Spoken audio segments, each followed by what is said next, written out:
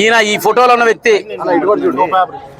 మచిలీపట్నం, కృష్ణా జిల్లా Machilipatnam electrical DE.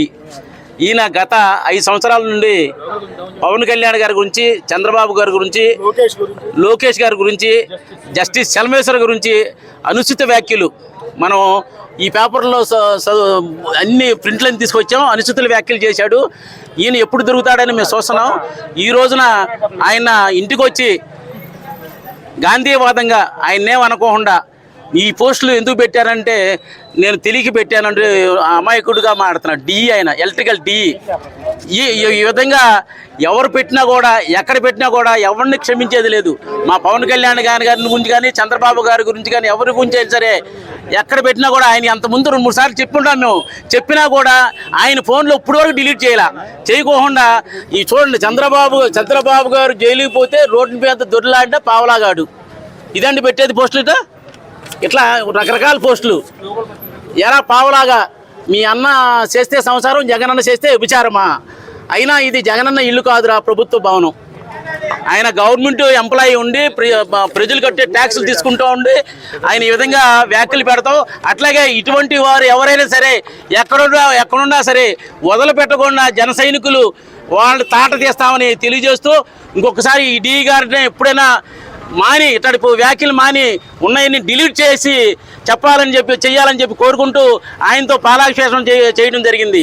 ఆయన క్షమించమని చెప్పమంటే ఎంతో బాధపడి నేను అర్జెంటు టాయిలెట్కి వెళ్ళాలని పైకి వెళ్ళిపోయాడు. ఆయన హెల్త్ రీత్యా ఆయన వదిలేసాం, లేకపోతే మామూలుగా అయితే వదిలిపెట్టే ప్రసక్తే లేదు.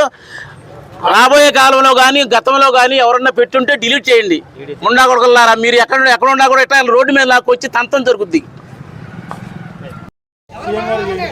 ముఖ్యమంత్రి గారికి మన మచిలీపట్నం ముఖ్యమంత్రి గారిని గౌరవిస్తూ వారికి పాలాభిషేకం చేస్తున్నారు.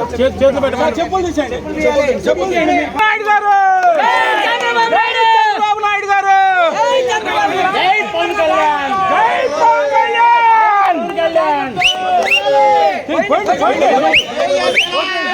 జై జనసేన.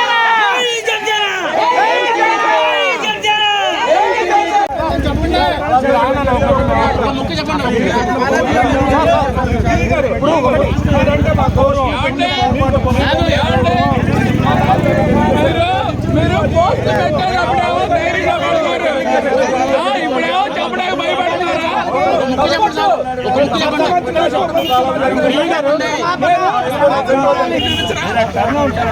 చేశారు.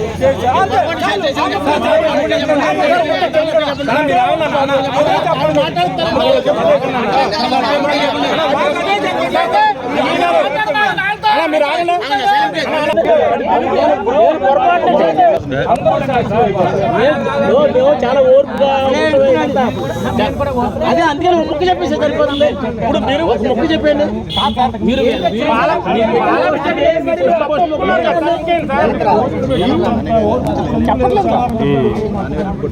ఇప్పుడు మీరు పాలాభిషేకం చేశారు, మీడియా తీసాము, తప్పు చేసినట్టు ఒప్పుకున్నారు. ఇంకొక మాట చెప్తాక